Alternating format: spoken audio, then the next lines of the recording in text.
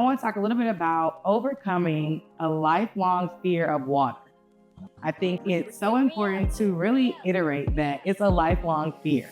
A lot of times I feel that adults get in and are ready to tackle the skills so badly that we don't make room for the fact that it's been a lifelong fear. And that's a lot to have 30, 40, 50 years of fear built around something. It's going to take time to work through that. To me, that's what we really specialize here in. We really take time to psychologically and therapeutically look at ourselves to be able to work through the fear that's behind the water, because it's really important that you all practice patience and kindness and grace with yourself, because it's something that's a fear that's dang near as old as you. And I think that what I really kind of enjoy about it is when I get in the water, I often don't know people's ages, because to me, the energy is so strong. It's like I can just see you back at whatever age you last got into the pool. Seriously, it's like I can just see you as your kid self all over again, because the way that fear just comes back and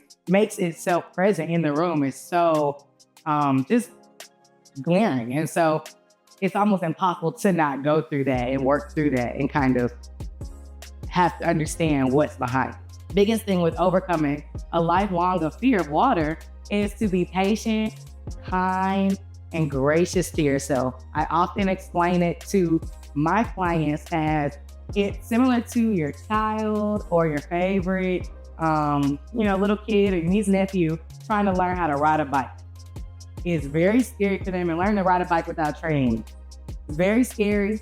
All they're thinking about is how they're gonna fall. The balance is very scary, but it's fun. So you continue to encourage them. If they fall, you have them get back up. You let them know it's so good every day. You cheer them on.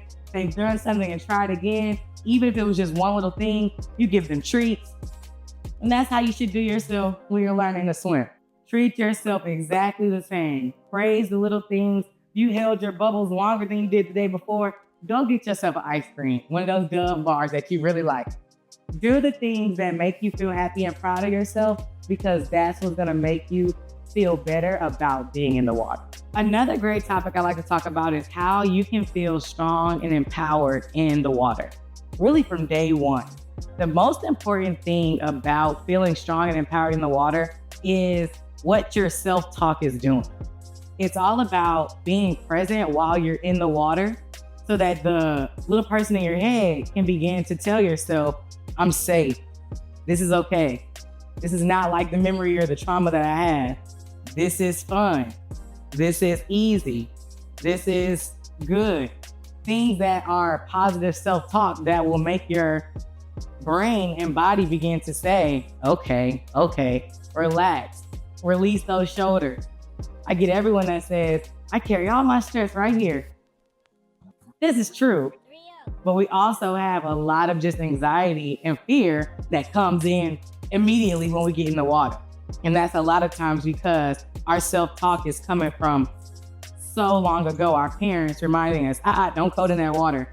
Your mom saying, you can't swim, don't get in there. Remembering that cousin pulling you low under the water. Remembering that feeling of nose burning and eyes burning. That's what's all happening as you're getting in the water. Not like, wow, this is gonna be such a cool experience. This is gonna be new. You're not thinking that. And I can feel that. When really working to overcome that fear and make sure that you're feeling strong and empowered in the water, it's really gonna take you to change that narrative that's happening in your head. And you can do it.